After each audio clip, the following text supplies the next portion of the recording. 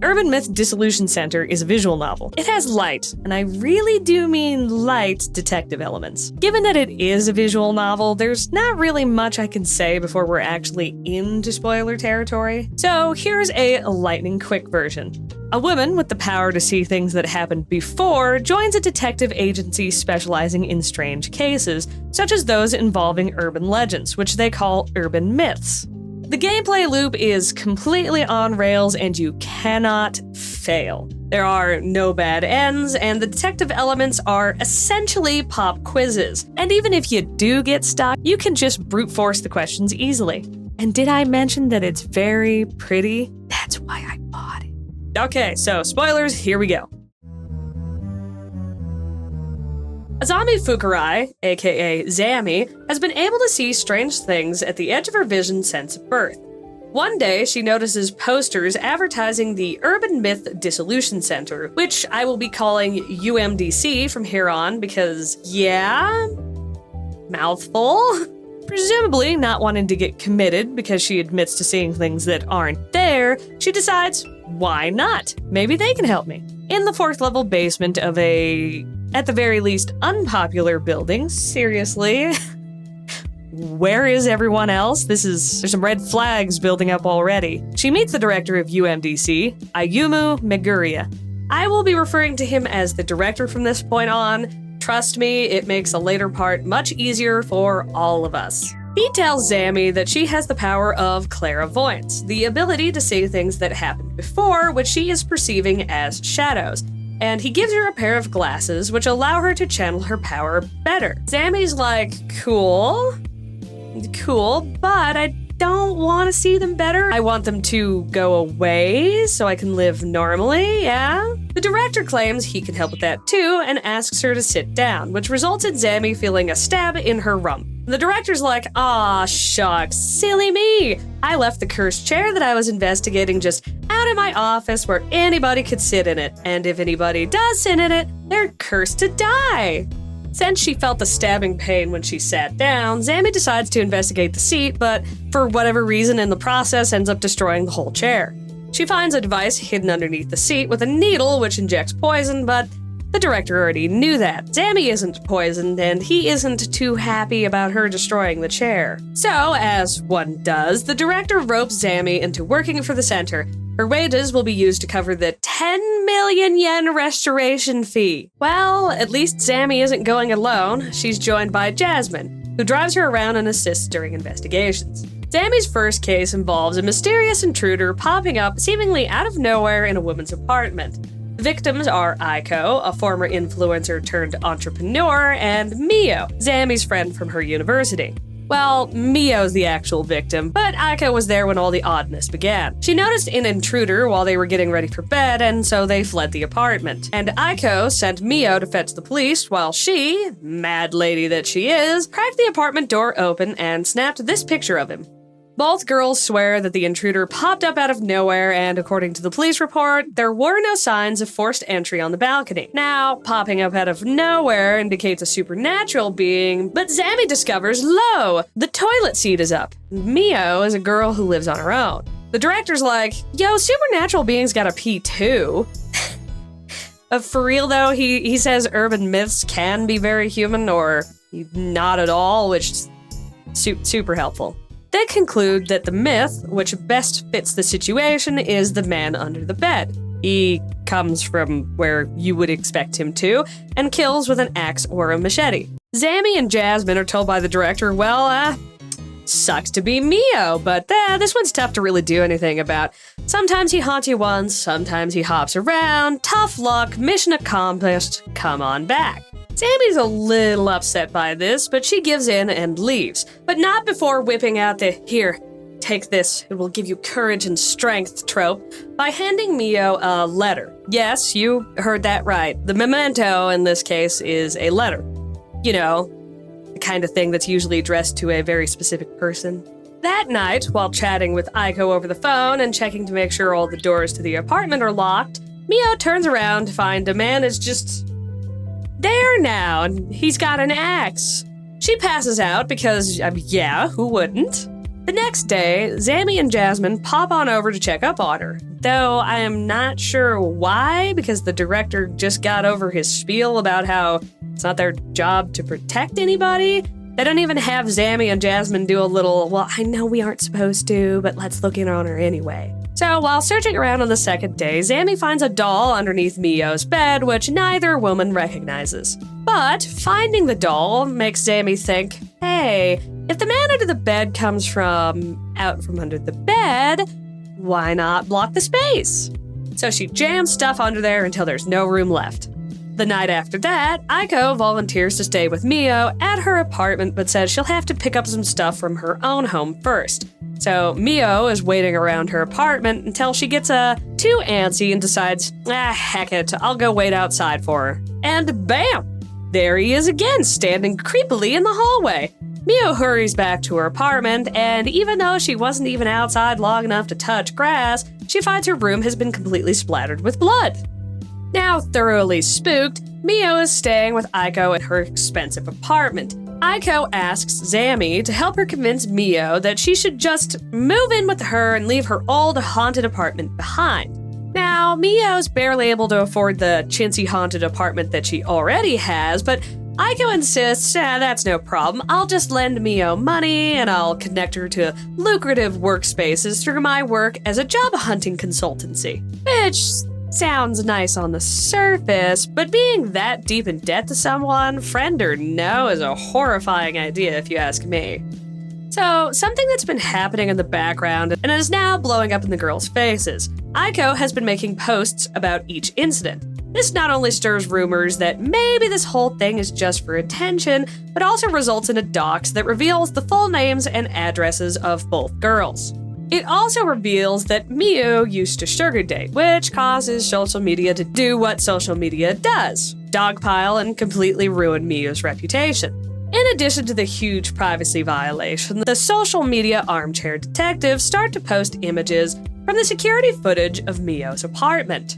One features a delivery driver from Boober Eats, yes, that is what it's called, and another is of a man in a company-issued work uniform with the poster theorizing that he's an electrical contractor. Zammy snoops around Aiko's apartment a bit and finds a file in Aiko's desk which indicates that she has previously worked with an electric company. Then she heads back to Mio's apartment where she allows herself to be bullied by the director into searching Mio's room alone in the dark, while Jasmine goes back to Aiko's apartment to keep an eye on the girls.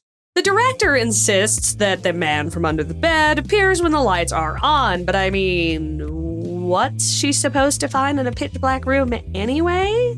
Zammy carries around this bag on her back the whole game, but apparently doesn't keep any sort of flashlight with her, and she doesn't even consider using her big old smartphone as a light. Interestingly enough, in another case, Zammy specifically mentions that she's also carrying around a portable battery, but again, no flashlight and not gonna use my phone as a flashlight. Girl, you have a spare battery. Anyway, Zammy follows the wall to the back of the room, and while blindly groping at the shelves, she hears noises from the ceiling. Luckily, she cleared the space below Mio's bed right after returning to the apartment, so she steals the man's hidey spot. And just look at how smooth the animation in this scene is. Zammy, for whatever reason, decides it would be safe to come out from under the bed when the room lights turn back on. Even though, wouldn't that indicate that the man is still in the room? Luckily, though, the man must have just flicked the lights on and left the building. How rude. Since the noises Zammy heard were from above, she pokes around and finds that above the bookcase in the rear of the room, there's a latch that leads into a ceiling space. Up in the ceiling space, Zammy finds fresh trash and notices a small crack which can be peeped through. She also finds a hat, which is weird. Not the hat itself, but when you first click on the box with the hat in it, she says she can't see anything because it's too dark. But for some reason, when she uses clairvoyance, she can not only see the shadow just fine, she also identifies it's putting something into a box, which enables her to pick up the hat and read the label on it. Huh?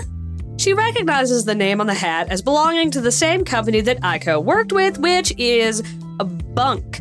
She never read the name Ito Electric Services in the file. She was able to determine that it was an electrics company, but not the name. Anyhow, petty nitpick aside, Zammy is called by the director and they start the dissolution in Urban Myth Dissolution Center. Basically, they're going to fix contradictions and answer any leftover questions. This involves a silly thing known as eye opener, which only the director and Zammy can see because they have seeing powers, but it's not really relevant to anything that happens. It's just eye candy while you do the pop quiz section, and it kind of just slows it down. They conclude that the man from under the bed is actually a real person who was hiding in Mio's ceiling space.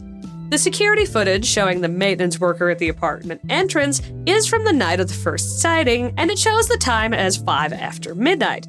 Mio confirms she reached the police station just around midnight, but she went alone. Aiko stayed behind and snapped that pic. But in reality, what she was doing was staying behind to let the maintenance worker into the apartment. The first sighting was just a lie. She told Mio that she saw someone in the room, and they fled the apartment without turning the lights on. So Mio never actually saw the man during that first encounter. So why is Aiko letting a guy live in Mio's ceiling space? Well, because her job hunting consultancy is a front for a sugar dating dispatch. She was going to scare Mio so badly that she'd move into her expensive apartment, then she'd pressure Mio to return to sugar dating in order to cover the costs. Aiko, of course, denies being a human trafficker and storms out. Zammy notices a card falling from Aiko's pocket as she leaves, but we'll cover that later. So we cut away to Aiko's apartment where she's meeting with the maintenance worker. They hear a noise and see someone emerging from under Aiko's bed, dressed in a red hoodie and wielding a knife, just like the man under the bed who we just debunked. I didn't intend that pun, but I will own it. The worker screams about how I was paid, I was tricked into helping her, and then he cheeses it. It's so hard to find good accomplices anymore.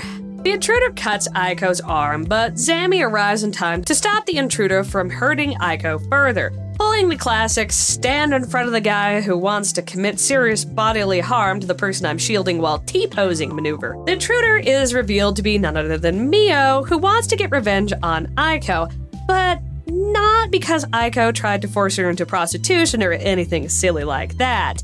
No, she wants revenge on Aiko because she believes Aiko learned about her accidental pregnancy during her sugar dating days. To her, the doll that Zammy found under her bed was a sign that Aiko knew. And she knew about Aiko's plan after the second encounter, the one where she passed out.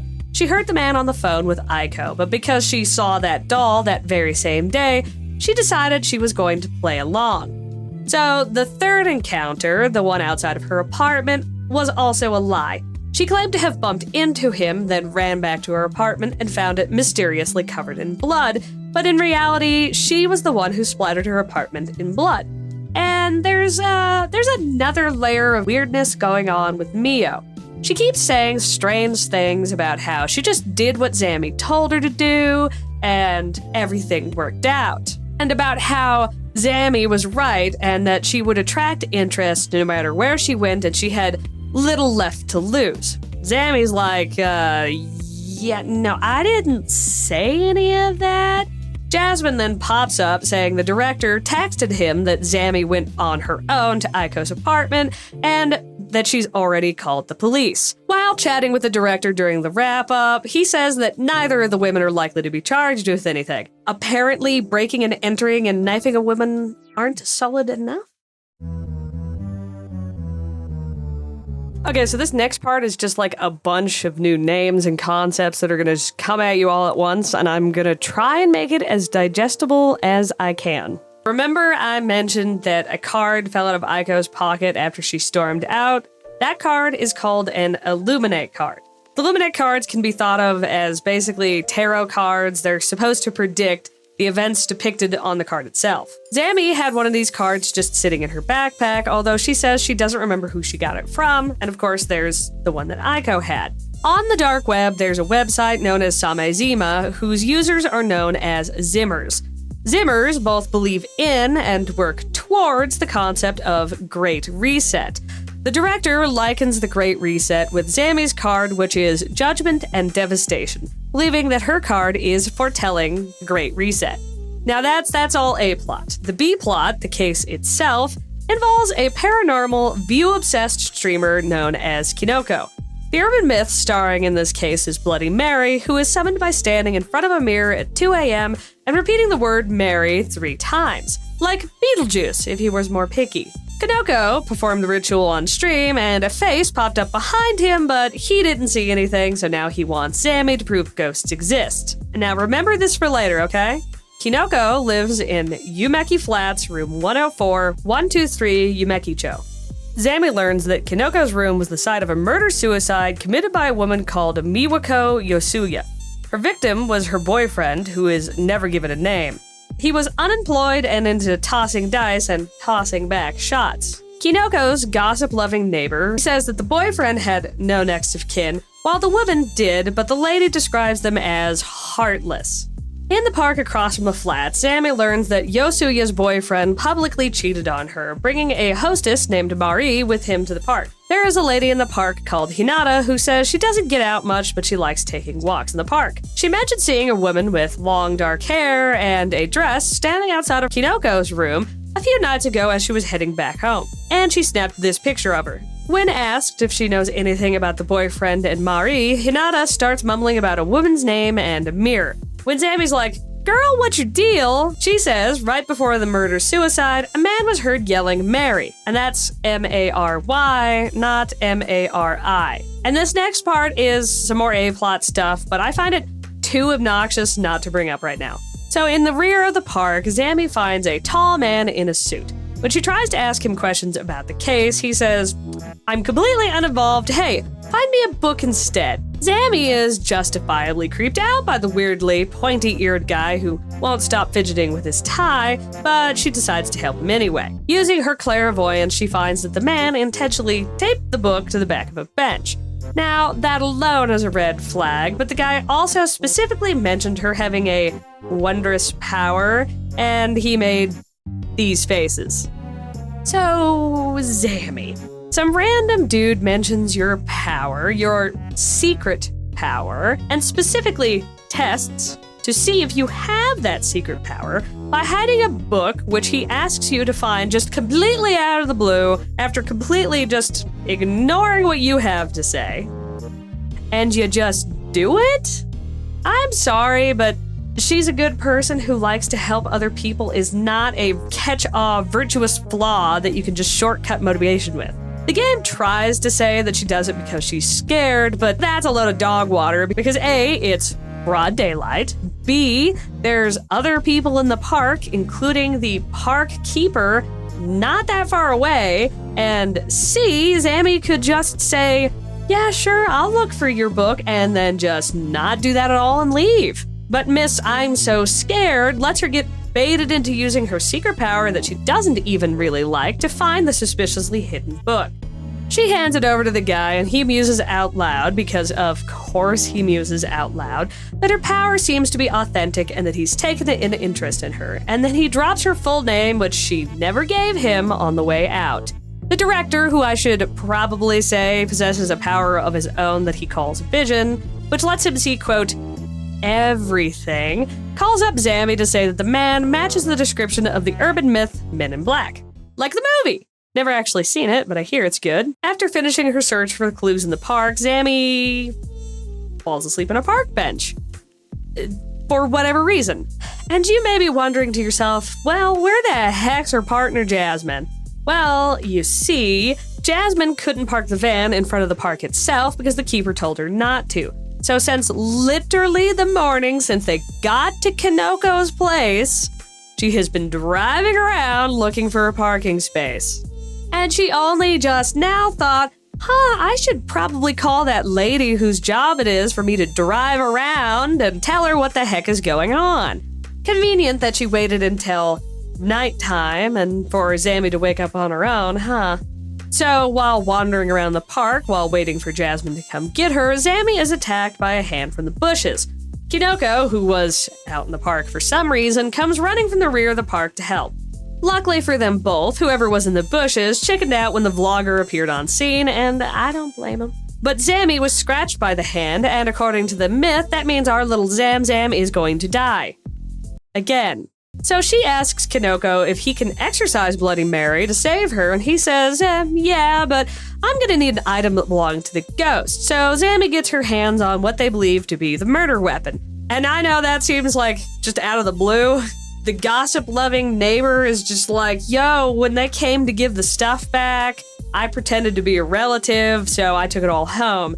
But I'm pretty sure they don't usually give the murder weapon back. Kinoko is excited to have an item belonging to the ghost, especially, the murder weapon. And he says, well, golly, I'll do the exorcism tonight. Just pop back over when night falls. But when Zammy arrives, he's nowhere to be seen. She's jumped by somebody from the shadows, but Jasmine, who was once again driving around trying to find a parking space, arrives just in time. Because of course. And then she promptly drop kicks the attacker in the head. The case goes full Scooby-Doo as Jasmine pulls the mask off the attacker to reveal Kinoko. And because it's Kinoko, this whole thing was just live streamed. Talking to him the following day, he's not too excited to see them, but he claims he didn't fake any attack except for the one in the park and the one the night before. And once again, a mysterious figure was caught on the live stream, peeking in from outside. So, since they couldn't prove he faked any of the other sightings, and there was another one when he was caught on camera faking it, they decide to keep digging even though their client is kind of complete scum. They track down Yosuya's father, Sugo. After they explain that they believe room 104 is haunted by Sugo's daughter, he asks, hey, if I were to go there, could I meet with her? Which is surprising to Zammy because the neighbor lady described the family as heartless, and that sounds not so heartless. But the confusion doesn't stop there. Sugo says that his daughter stabbed her boss when he arrived at her home to check up on her since she had stopped showing up to work. Sugo believes that his daughter had a mental break and thought that her boss showing up meant that he was going to force her to return to work, so she stabbed him to death and took her own life. Now, obviously, this doesn't really match up with the whole cheating boyfriend story that we heard before. So they probe for some more details, and Sugo says his daughter lived in Flats Yumeki 104 123 Yumeki Honcho. Now, do you remember that string of poorly pronounced words that I told you to remember earlier? Kinoko lives in Yumeki Flats 104 123 Yumeki Cho. That's right. Not only are the names similar, but the numbers are identical and both involve a woman who committed murder-suicide. What are the odds, huh? The wise director catches on to what this means faster than the girls. He tells Jasmine to look into a woman named Sarah Yashiki. Hinata, the woman from the park, is revealed to be Sarah. She killed her boyfriend with a shard from the very same mirror Kinoko has been using and then cleaned it off and replaced it. Because it was already rumored to be a murder-suicide, she let the rumors continue and changed her name. But with Kinoko streaming the mirror more and more, she was afraid somebody would notice. Which is beyond paranoid. Like, if everybody already believed that both people are dead, why would anybody see the mirror and then leap to the shard of the mirror must have been the murder weapon? But I mean, Hinata isn't exactly portrayed as the most well put together, so it's whatever. So Hinata's plan was to cover herself in some dollar store ketchup, frizzle her hair, and try to scare Kinoko into leaving. But since Kinoko is at best desperate, he almost got himself killed instead. Our cutaway this time shows a lone figure working on a laptop in some abandoned building. The figure, who I'm not going to dance around, they are called the Samezima admin, or as I will be calling them, the admin from now on, is wearing white robes and a mask. They open a file on the laptop called the Samejima Incident, which launches a timer of 999 hours and 59 minutes. That's 41 days. Prior participants of an invite-only mystery tour are rumored to have gone missing, so Zammy and Jasmine are sent to investigate, with their invites being provided by the client themselves. They head to a pond called Shinobazu where they find a group of people gathered. Sammy asks the lady if this is the meetup spot, and the lady seems surprised, saying no, she doesn't think so, but a man in a half mask confirms that their invite DMs are legit. Everyone else in the group's like, yo, we could have invited plus ones? Undercover operation going smoothly, zero suspicion. The man in the half mask is the tour guide, but he claims he isn't the event organizer, just somebody who was hired and provided with the bare minimum to run the tour. He hands out envelopes, but there aren't enough for our girls. One of the envelopes, given to a man named Matsuda, contains a piece of paper which has a red drawing of a snake. Okay, so let's go over the tour participants just real quick. First, there's the lady who Amy talked to earlier. Her name's Kimura. She says she got an invite and joined because she's into horror stories, and also because she took a picture at the pond. There was a strange man's face in it, so she believes in the rumors that the lake is haunted by a man's ghost.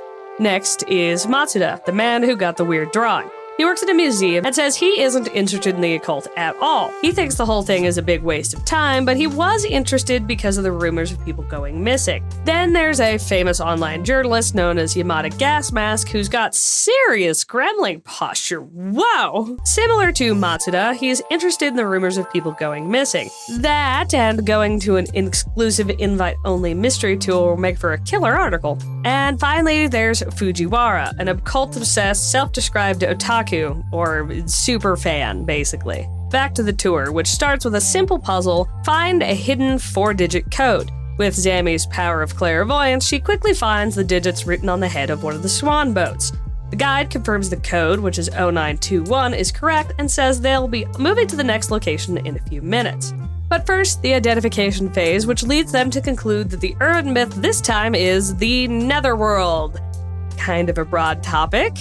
The second stop features a chalk outline and a vandalized cherub statue, which Zami mistakes for having a telescope in its mouth. That's not where you put telescopes, Zami. 7 years ago, this scene was the site of a murder known as the Tenchu incident. A photographer known as Nomura was killed, hence the chalk outline, but the case was never officially solved. Still, as is all too common, the general public picked their culprit, a renowned occult author and university professor known as Tsutomu Kisaragi.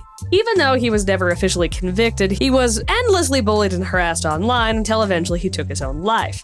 Yamada and Matsuda believe that Dr. Kisaragi did it, but Fujiwara defends him, passionately. He says to people like him, the quote-unquote otaku, Kisaragi was like a deity, and thus he couldn't be bad. And for good measure, he tosses in that the continued stigma indicates a conspiracy by some powerful entity. Yeah, I don't know if that's the best way to convince people that he didn't do it. You might want to go back to the drawing board on that one. This area's puzzle is solved by Yamada, who finds a pair of hidden envelopes. He tells Zami that one contains a map to the next location, while the other has info on the Tenchu incident. He hands over the map, but keeps the scoop to himself. Location 3 is an abandoned building. Inside, they enter an elevator, and the guide presses the elevator buttons in a specific sequence, which takes them to basement level 4, a secret abandoned facility. But there's a few teeny problems with this new area. First, though the group notices it rather late, Kimura has somehow gone missing, which of course causes the group to panic because of, the rumors of tour participants going missing in the past. Second, the elevator stopped working. And third, they have no cell signal.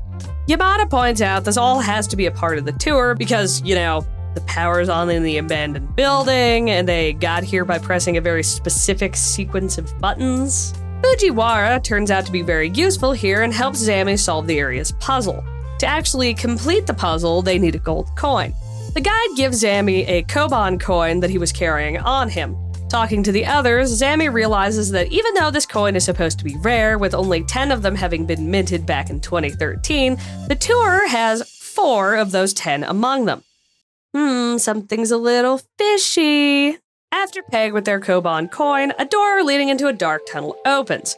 Thankfully, Jasmine had some foresight, unlike Zami, multiple times at this point, and she brought flashlights because, duh, night tour. Jasmine says she's suspicious of the group, so she asks Zami to take the flashlight and lead while she watches from the back. Just as the flashlight battery dies, might have spoken too soon about Jasmine's foresightedness, light pops up in the distance to show a platform. And again, the group notices way too late, but 2 more people have gone missing, Jasmine and Fujiwara. They still have no cell signal, and to boot, there's this noticeable gas smell. So even though Matsuda has a lighter, they're afraid that if they were to light it up, they'd explode themselves instead. The quote-unquote puzzle of this area involves using 2 codes from earlier, but solving it doesn't open a new path. Then, Jasmine reappears with Fujiwara. She says he was looking a little shady and that he tried to sneak back the way they came, so she caught him. He starts rambling and yells something about the Great Reset, with Jasmine saying he's been doing that the whole time. And then, somehow, miraculously, Zami gets a signal. And this is funny to me because she says it seems like there's only a signal where she's exactly standing, but instead of everybody, pushing her out of the way or holding their phones above her head, they're kind of just like, yo, girl, cops, maybe? You were trapped? Remember? And she just ignores the hell out of them and takes the director's call, where they conclude that there is no way it's mere coincidence that everyone on the tour either had their own reason to go or had some connection to it. The director reveals that they did not, in fact, get invitation DMs, but that he forged the invites himself, which is why Kimura, when Azami first talked to her, seemed confused. They weren't invited, which is something only the organizer would know.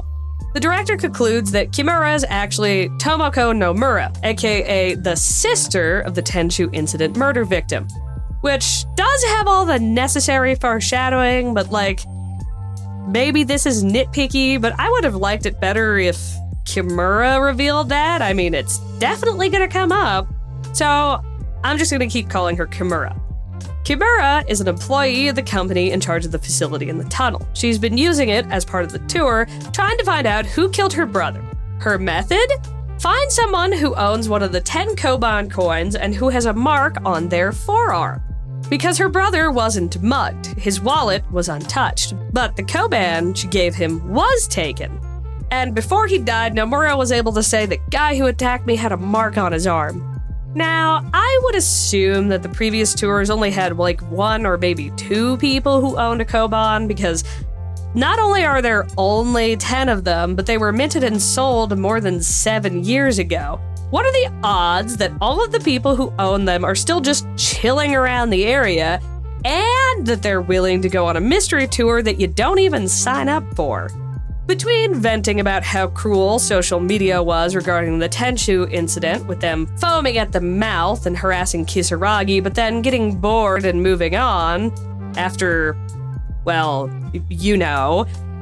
demands people to roll up their sleeve. She starts with Matsuda and then moves on to Yamada, but no luck. Koban's yes, Mark no. Zami tries to calm her down every step of the way, so after Yamada is revealed to be clean, she singles Zami out and brings her to the opposite end of the station, where she says Zami understands her and, quote, that Azami-chan, it's you, isn't it? She wants Azami to head with her back to the surface, just the 2 of them, and she even hands the key to the shutters blocking the stairs. After she gets the key from Kimura, she asks why, and Kimura says because it's you, Azami-chan, we'll leave everyone else to die and move on together. The director, who has just been patiently waiting on hold since Kimura rudely interrupted them, poo-poos all over her plan, pointing out basic things like, what if the killer sold the coin right away? What if there were multiple murderers involved? Azami then swoops in to be the good cop to his bad cop, the honey to his vinegar, and Kimura breaks down from Zami's sugar overload, allowing the group to escape. Jasmine says she'll hand Kimura and Fujiwara over to the police, though am I dumb, or did Fujiwara do something illegal? Mio got a pass after knifing a lady. Granted, she was a horrible human being who was trying to traffic her, but Fujiwara was just kinda nutty? Either way, we cut to the side to see Yamada standing pretty far away from the others. He heads back to the abandoned building, presses the secret elevator sequence, and when the elevator doors pop open, all that's left is his gas mask with a card propped up against it. Cut Cutaway 2. Jasmine by herself on the phone with someone she refers to only as Commissioner. She says the Illuminate cards aren't prophecies, but rather announcements of intent, acts of sabotage performed by antisocial elements. She says that there's no traces of the admin and that she'll continue gathering intel at the center. That's right, she's a mole! Cutaway 3. The same abandoned building we saw at the end of Case 2. Not the abandoned building which Yamada disappeared in. At least, not as far as I know. The admin declares to their followers that the Great Reset is nigh. Fujiwara mentioned the Great Reset during his rant, and it's also the name of a book published by the renowned Dr. Kisaragi, aka the guy suspected of killing Kimura's brother. Talking not at all like a cult leader, the figure says that the evil that dominates the present world will try to, and I quote, foil their plans, and not quote, the sheeple are ignorant, so they must not falter. The world is ready for the Great Reset, and the Zimmers will be the ones to make it happen. UMDC is tasked with evaluating the price of a cursed artifact. Weird field to specialize in. The object in question is a box with strange red patterns on it. Jun Mayusaki, former host turned beauty food entrepreneur, says he was given the box by a friend as a special throw-in bonus when he made a bulk order. And online rumors say that said friend, known as Nishitani, has gone missing. Jun is fixated on getting the evaluation done and doesn't seem to take the whole curse part of the cursed artifact very seriously. We get a pretty clear picture of Jun's character within a few moments of meeting him because he asks his girlfriend Rina to get them tea and just casually says, "Oh, me? I'm fine. I didn't get cursed, but seems to have hit my girlfriend pretty hard." The camera then pans over to show her hunched over, supporting herself with the couch and sweating. And then the jerk sends her to answer the door. Rina confirms that she's been sick ever since the box first arrived and that she's seeing a hallucination of a serpent. The person at the door is the delivery man Ito, who says he handles sending and receiving for Jun, and he looks just a little tuckered out. Zami learns from Ito and Rina that Jun is very picky about the packaging and is verbally abusive towards Ito if anything at all is wrong. The cursed artifact is identified as Kotori Bako, which is said to target only women and children and not grown men. Jasmine takes this opportunity to say, I kind of touched the box just a little bit, and I'm not actually feeling so great. The next day, they head to Nishitani's place to investigate his disappearance, as they believe if they could figure out where Nishitani got the box, they could then track down a cure. Nishitani, as it turns out, is a treasure hunter who sells his finds. And if you're thinking, wait, why is a treasure hunter selling anything to a guy who works in the beauty food market? Good catch. Turns out, Nishitani is a little bit shady. Not only is he openly rude towards people who live in the countryside, but he intentionally lowballs offers. He also buys expired food product and relabels them to sell. And he sold some of these nasty goods to Jun, who then used them in his beauty products, which resulted in a big scandal and recall. Interesting that Jun would still refer to Nishitani as a friend, huh?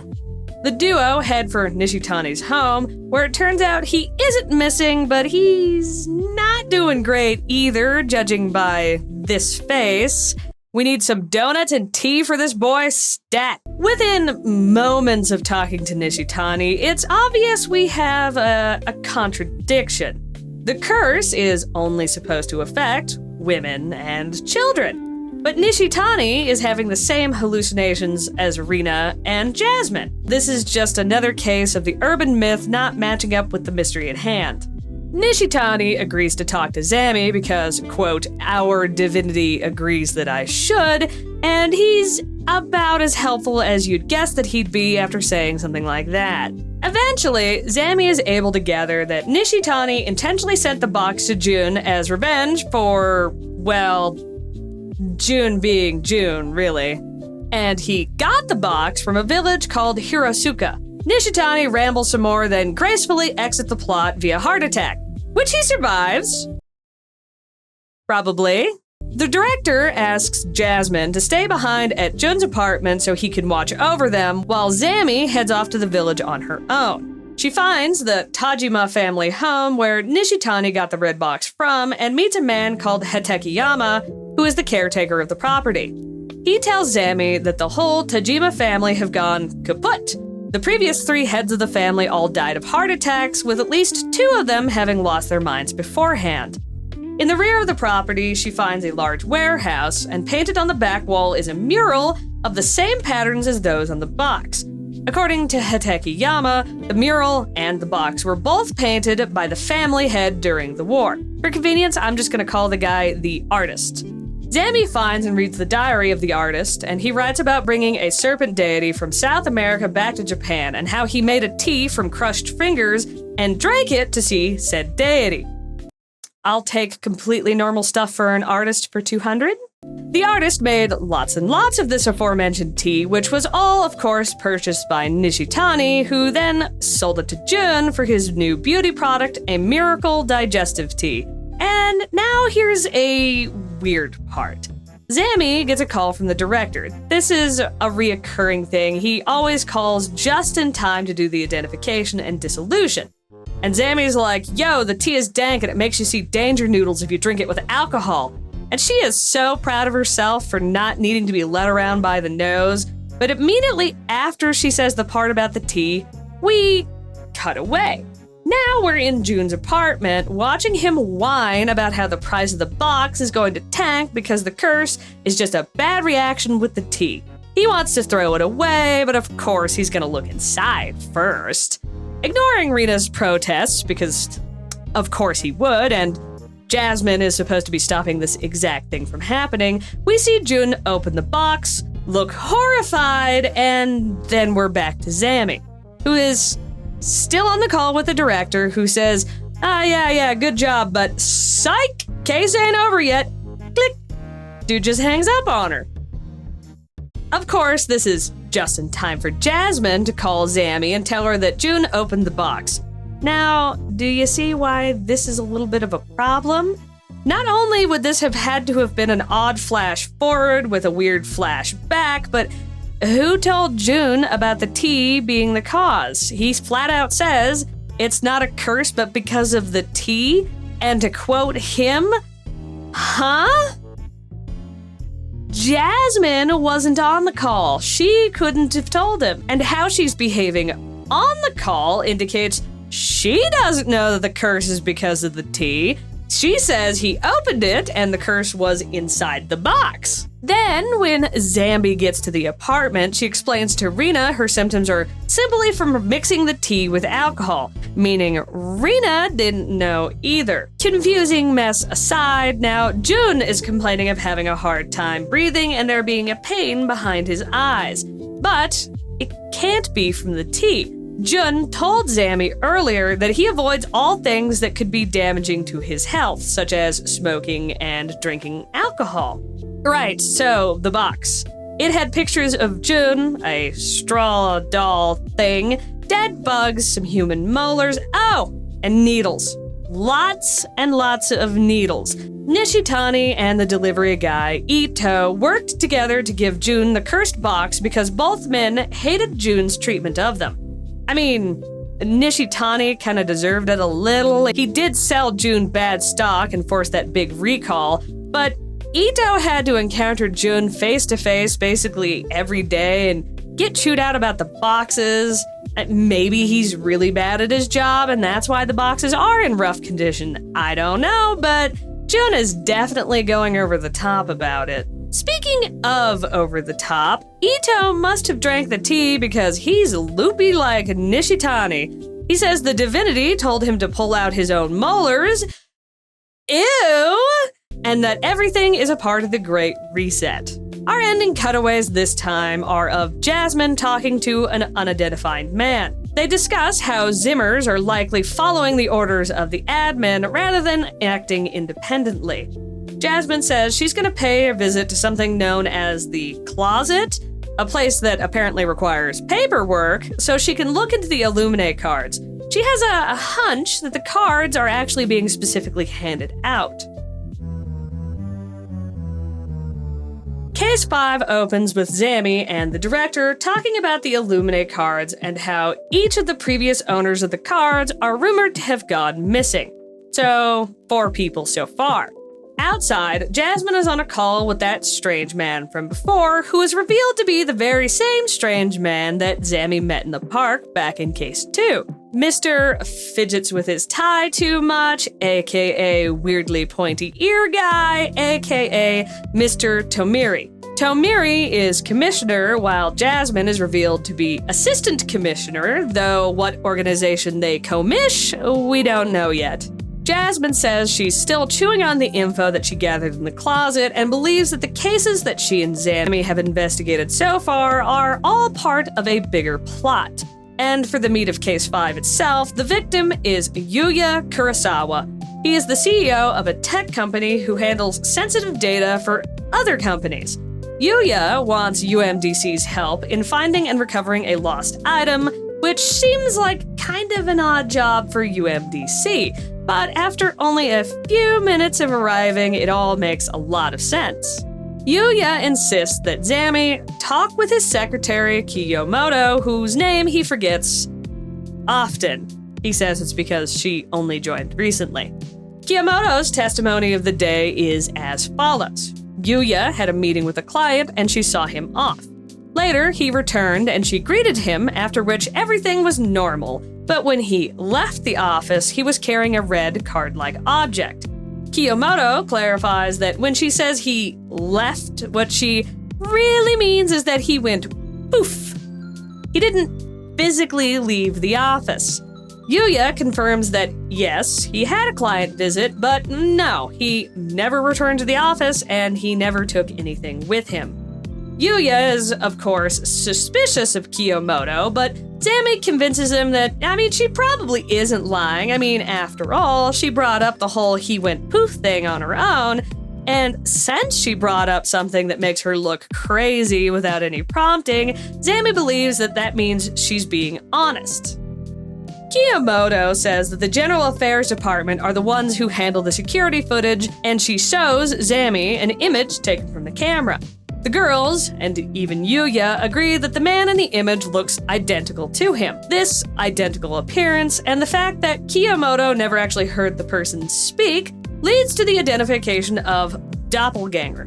What do you guys think? We're 0 for 4 on the supernatural stuff actually being real. After the identification, the director says Yuya sent an additional request, which he'll be handling personally, while Zammy and Jasmine handle the whole doppelganger thing.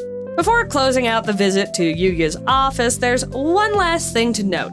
While searching Yuya's desk, she finds an Illuminate card. At this point, this is a surprise to no one, but what is surprising is that, unlike the others, Yuya is very protective of the Illuminate card and says that it has a high value. And then Zammy does something really dumb. She saw the shadow of someone taking something from the top drawer of Yuya's desk. So she moseys on over and asks him if the object that was stolen was taken from the top drawer.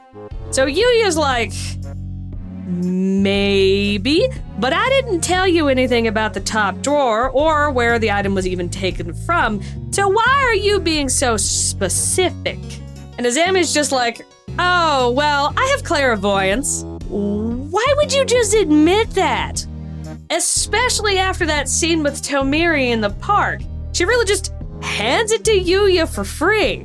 The next day, the duo are called to Yuya's apartment because he encountered the doppelganger in his home. His housekeeper, who started working there recently, also saw the doppelganger as it ran past her to leave the apartment. Speaking of people who started to work here recently, Yuya mentions that the secretary skipped work without leave and that the HR department tried to call her but have yet to get a response. Part of the doppelganger's myth is that to see your own doppelganger leads to your death. But of course, there are also rumors that anybody seeing a doppelganger is at risk. So Zammy's now thinking, oh, great, the secretary is toast because she saw Yuya's doppel. With her clairvoyance, Zammy sees that the shadow was messing with Yuya's desk and his safe. So she starts by asking Yuya if he noticed anything was stolen. You know, for example, from your very big, very obvious safe over there. And Yuya, even though he looks like he's just standing there to me, says, "Nah, girl, but you can go check that for me. I should have some watches, some contracts, and some gold in there." And he gives her the combination. Zammy finds that all the items he mentioned are still inside, so she moves to the desk where she sees there's a loose USB. Through some digging, she finds out that there used to be an HDD with the big number 5 plugged into the computer via that USB. Zammy asks Yuya about it, and he's very nervous when he realizes that it's missing, asking if UMDC could recover that for him too. Zammy's like, "I mean, we could try, but I can't promise you anything." And he says, "You know, if you have to, just destroy it, that's fine too." He just does not want the context to leak. Someone lost their homework drive. To wrap up their trip to the apartment, there's 2 things of interest. 1, Yuya has a bunch of trophies on display near the front door, and 2 of them are straight up YouTube Play Button awards, one for 100K and another for 1 million awarded to 5 Society. So Yuya also used to be an influencer, and a very successful one at that, before becoming a tech CEO. 2, in the trash can in Yuya's room, Zammy finds a crumpled photo from his university days. The photo not only reveals that Yuya, like Aiko, went to the same university that Zammy is currently attending, but that he also knew Dr. Kisaragi, aka the man who was suspected of killing Nomura. When she asks Yuya how he knew Dr. Kisaragi, Yuya says he used to advise a sports team that he was on, and he threw the photos away because he found them just lying around his apartment. Maybe they were a gift from the Doppelganger. Okay, next stop, and it's so exciting, hold on to your seats. The company's server room. A week ago, the Doppelganger appeared past midnight and was seen by the security guard and the server engineer. Yuya shows a shade of his true colors while talking to Zammy there, asking if she's made any progress with the search for the HDD.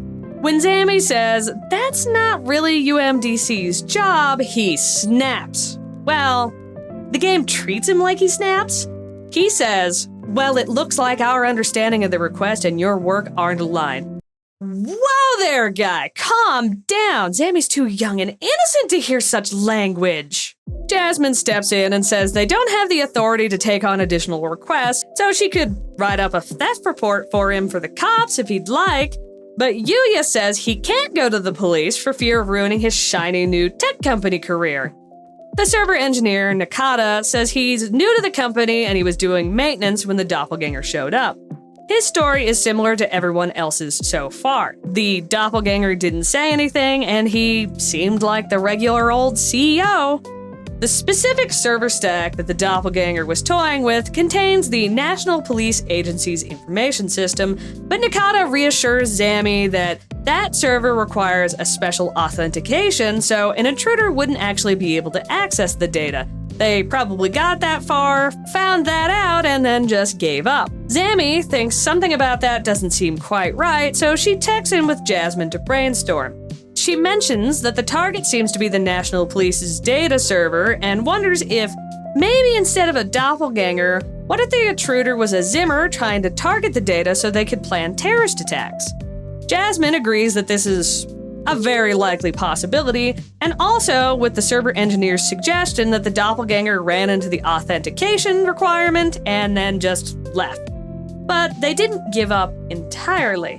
Instead, they realized they had to get something to pass the authentication, such as, say, a red card-like device that went missing from the CEO's office. Zammy is, for some reason, confused by the connection of the device that was recently stolen by the Doppel and the events within the server room, which happened more than a week ago. But while that isn't confusing to me, there is something that is. So, Zammy learns from Yuya that the data is specifically related to VIP protection, which she tells Jasmine. And Jasmine's like, "Yep, sounds like Zimmer's planning a terrorist attack." And Zammy says, quote, This means the Zimmers have full access to the security information of the VIPs, right? But no? Am I dumb? The events in the server room happened a week ago. The theft happened 2 days prior to the start of this case, meaning they didn't have the device yet, so they would have to return to the server room and use it to authenticate, right?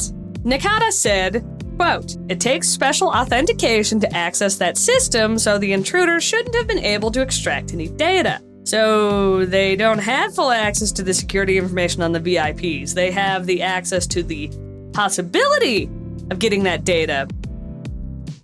But wouldn't it be pretty easy to stop them from getting back to the server room? Until further notice, only authorized personnel are allowed to enter the server room and the CEO is not on the list. Bam. Now they have a device that'll do them no good. Also, the game does something icky, and as the girls are leaving, our camera whips over to Yuya in the back of the server room, musing to himself like a Bond villain about how having that stolen really messes with, quote, our plans.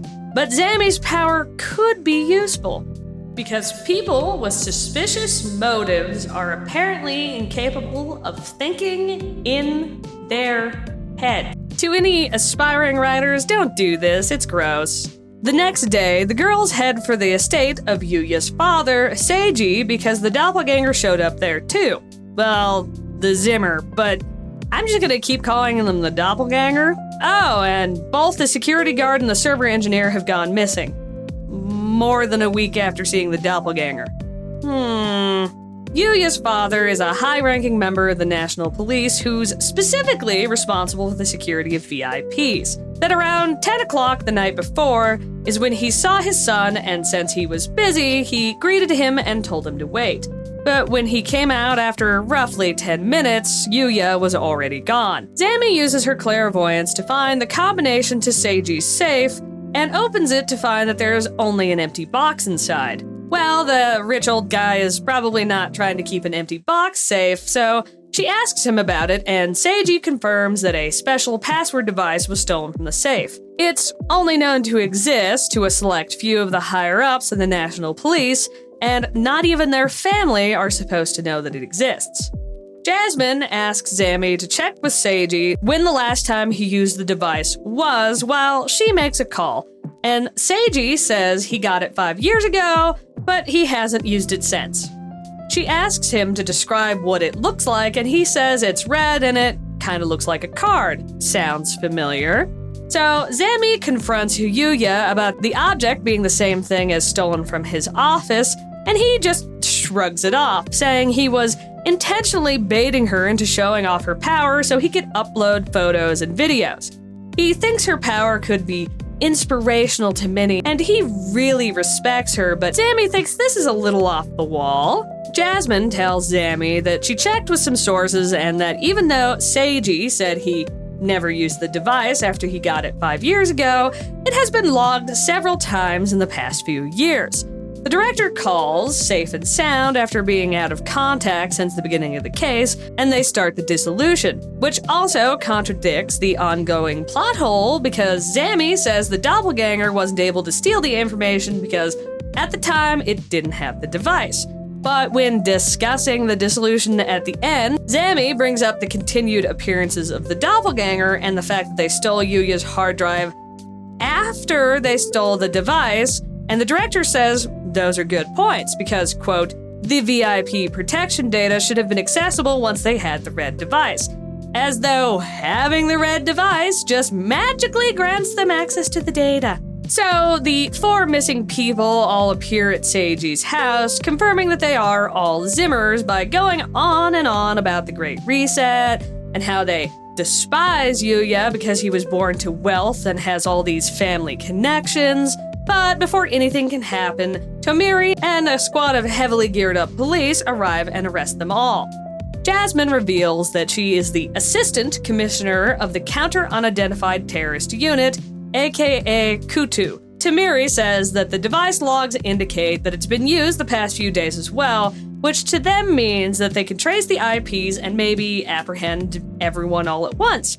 but to me it means the people at the tech security company didn't bar access to the server room after an intruder was confirmed, and then they didn't change any of the authentication processes or any passwords.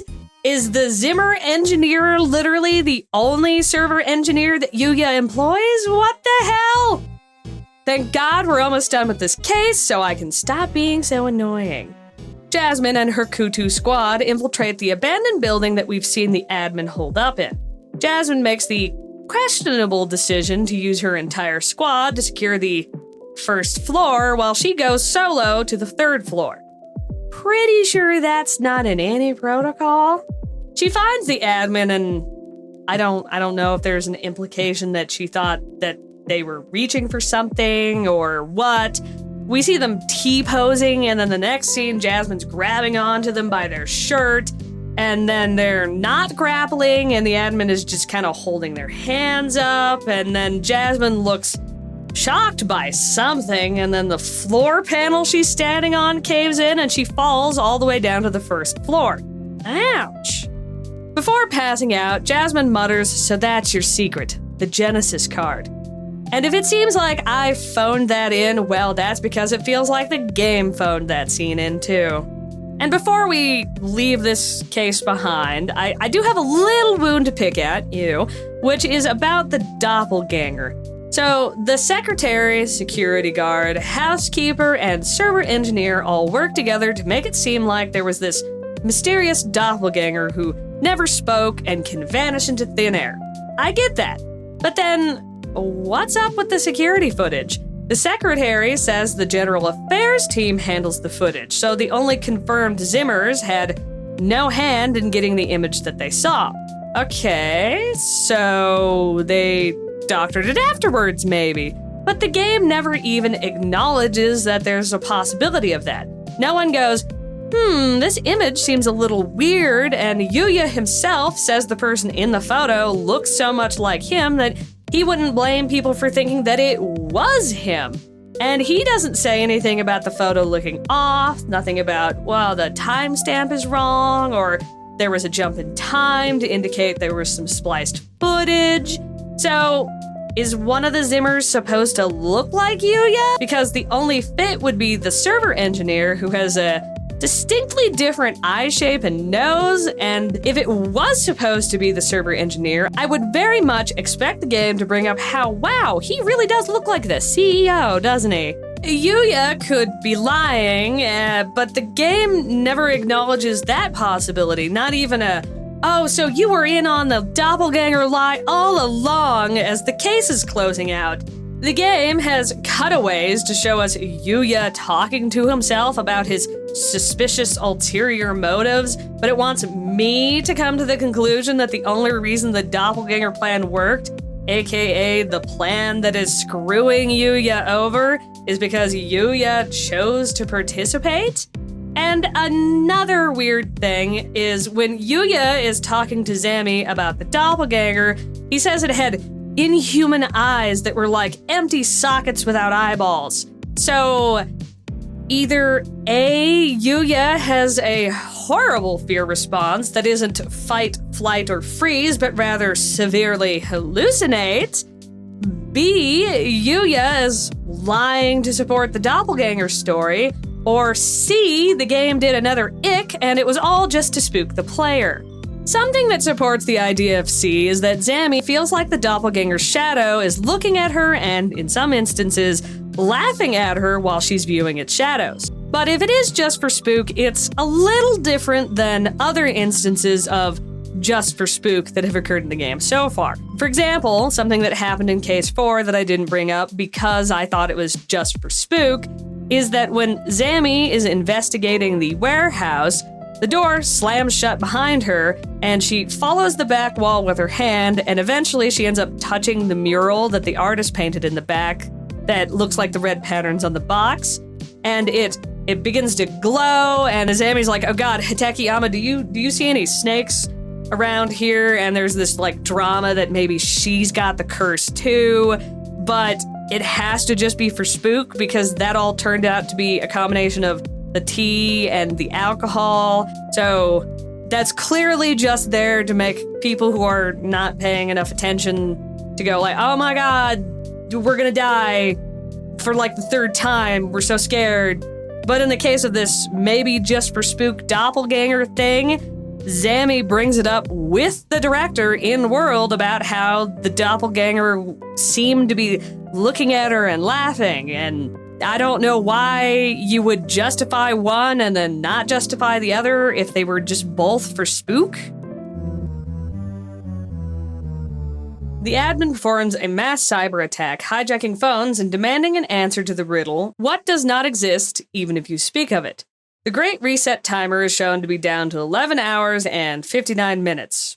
Tomiri calls Zami, but doesn't give her many details about Jasmine's condition, insisting that he'll explain more when he picks her up. Zami finds there's an angry mob outside of the UMDC building calling for the director to come out. Yuya snapped a picture of Zami opening his father's safe during the previous investigation and using it to frame UMDC as being a terrorist organization, hence the angry mob. The angry mob notices Zami standing like less than 20 feet away from them, chatting away on her cell phone, so they start to hound her.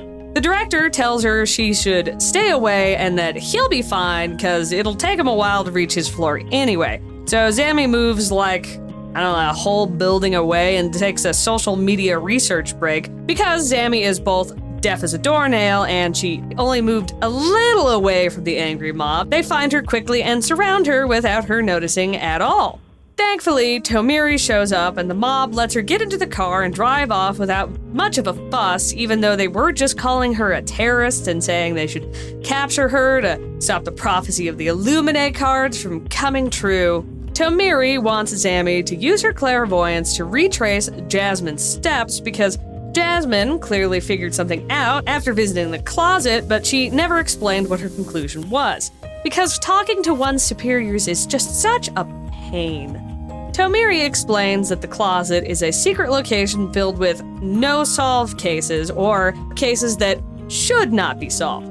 Tracing Jasmine's movements, Zami finds that Jasmine was looking into the Tenchu incident as well as Dr. Kisaragi. The Tenchu incident was declared a no-solve by Yuya's father, Seiji. Tomiri points out that in the documents about the Tenchu incident, there is a mention of memorabilia being sold, such as t-shirts with the victim's photo, but also of a prophetic card which is said to have predicted the death of Dr. Kisaragi, the supposed murderer. Dr. Kisaragi, as it turns out, has a pretty solid alibi. Security camera footage shows that he was at a restaurant with the victim's sister at the time of the murder. But Zami notes that there was never mention of this alibi during her research, so maybe there was no official announcement because by then, the case was declared no solve. The files also note that Dr. Kisaragi was doing his own research into the case, but his colleagues at the university refused to allow the police to take any of Kisaragi's documents. They find that Kisaragi's research lab is still around and his documents have been preserved even though it's been 7 years since his passing. Dr. Kisaragi came to the conclusion that the murder was committed not by an individual, but rather by 5 vigilante streamers called Five Society. They apparently attacked Nomura because they thought he was a criminal. And according to his notes, Kisaragi handed over all of this information to the police. Tomiri says he'll look more into it and asks Zami to see if there's anything else which could help them actually identify the admin. Things get a little weird for Zami in the lab. She finds a picture drawn by children about a secret society project, but Tomiri insists that there's nothing on the paper that she's showing him. And hidden behind a desk drawer, she finds a diary, but when she grabs it, there's a flash of light and she starts to feel dizzy. She also finds that not only are there shadows of Dr. Kisaragi from 7 years ago, but she can also touch them for some reason. Touching one causes her to see a man's hand reaching out to hold a child's cheek. Zami starts thinking maybe she messed herself up by using her clairvoyance so much, but with the timer still going for the Great Reset, she's kinda hosed and she has to keep using her power. Zami reads a passage about how Kisaragi and his sibling were raised in an orphanage after their parents died in an accident. He writes about how his younger sibling is a great hacker, and in another passage, the sibling describes it being noisy in their head, and Kisaragi believes that they've been acting out because of it. There is also a photo of Dr. Kisaragi when he was younger, standing with a child that looks like the one that Zami saw in the vision after she touched one of the shadows. She concludes that this must be Kisaragi's younger brother, and not only that, but that the little brother is also the admin. He must be seeking revenge against the Five Society and the police because of the cover-up. I'm not entirely sure that anything in the lab actually helps him, but Tamiri says he's gotta go so he can pinpoint where the admin is. He refuses to take Zami with because he believes the admin is dangerous, and because of what she learned in the lab, Zami is now empathetic towards the admin. So instead, he asks her to go see Jasmine in the hospital. But Zami decides to continue searching for the admin, and she's like, "Yo, there was a knife in the drawer. I could maybe use that to free the hostages, so I'll borrow it." What? While snooping around on social media, Zami sees people posting things about the Great Reset, but they also mention things related to cases she's handled for the center, such as someone saying they brought gas underground, and another talking about how he got revenge on someone he hated at the cost of his molars. This causes Zami to realize that all of the cases she's taken have been related to the admin, which I thought we already knew, but who knows with Zami. She visits locations from previous cases and is all of the sudden able to see traces of the admin in some of them, and learns that the orphanage Kisaragi and his little brother grew up in was a church that is now abandoned, with her only other clue being there is a railway nearby which is still in use. Zami visits Mio from the first case, who is still living in her apartment. She finds a book with a note in it instructing that if Mio ever wants to talk to the admin, she can find the admin at the place where the two first met. Zami convinces Mio to tell her the name of the church, St. Nicholas, and Mio puts up no real resistance, not a very good cultist if you ask me, and Zami heads off, arriving at the church with an hour left on the Great Reset timer. Inside, she finds all 5 members of Five Society, and she whips out her knife to let them go, but they all you panic at the lady just showing up and whipping out a knife. The admin then pops on screen, causing Zami to jump in surprise and drop the knife. The director calls up and says he's just been chilling, watching her do her thing, but now he's here to help with the dissolution because they must show to the admin that they understand him. The Five Society accidentally killed Nomura, who wasn't even their intended target. They tried to cover their tracks, getting Yuya's father to declare the case a no-solve, but Kisaragi was able to catch on. Now, this is really dumb on Yuya's part, but after they got their whole manslaughter thing covered up, the Quack kept the footage, storing it on that hard drive that was stolen from his room. The admin's just pleased at Punch that Zami figured it all out and broadcast the video that he got from the hard drive. And then Yuya does another really dumb thing by... Look, I don't know how he got it without it being pretty damn obvious, but Yuya was somehow able to get the knife that Zami dropped, cut himself free, and then he takes Zami by knife point. On live stream. That's being broadcast to, a lot of people. He says the whole thing was it was all an accident, and the real murderers are the people who harassed Kisaragi. Jasmine shows up and rescues Zami, and everything seems to be under control, but Zami's like, yeah, the timer is still going, and we don't actually know who the admin is? So she does a dissolution all on her own, and comes to the conclusion that the admin is actually the director, Ayumu Megure. The director confirms her suspicions, but refuses to stop the Great Reset. He got revenge on Five Society by broadcasting the footage, but the Great Reset is revenge against all of society. The timer hits 0 and a mass cyber attack is launched, leaking the personal info of the entire country. Tamiri is at a hospital looking for more info into the Kisaragi siblings. At first, he can't make much headway because all information on the Kisaragis was encrypted. but thanks to the cyber attack, it's all been decrypted. So while Tomiri does his digging, he sends Jasmine to the building which houses the Urban Myth Dissolution Center. Tomiri meets with the doctor who treated the Kisaragis, who is, surprisingly calm considering the mass hysteria that's going on literally all around him. And he says that the director has, and I quote, near anomalous perceptiveness, expert knowledge in countless areas, and notably adept with technology, a world-class hacker.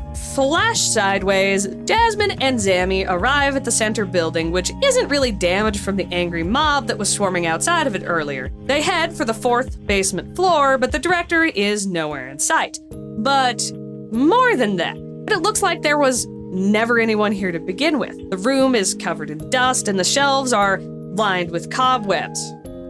Zami notices a laptop on a desk in the back, which is showing a video of her visiting the center for the first time, revealing that, all along, the room has been abandoned.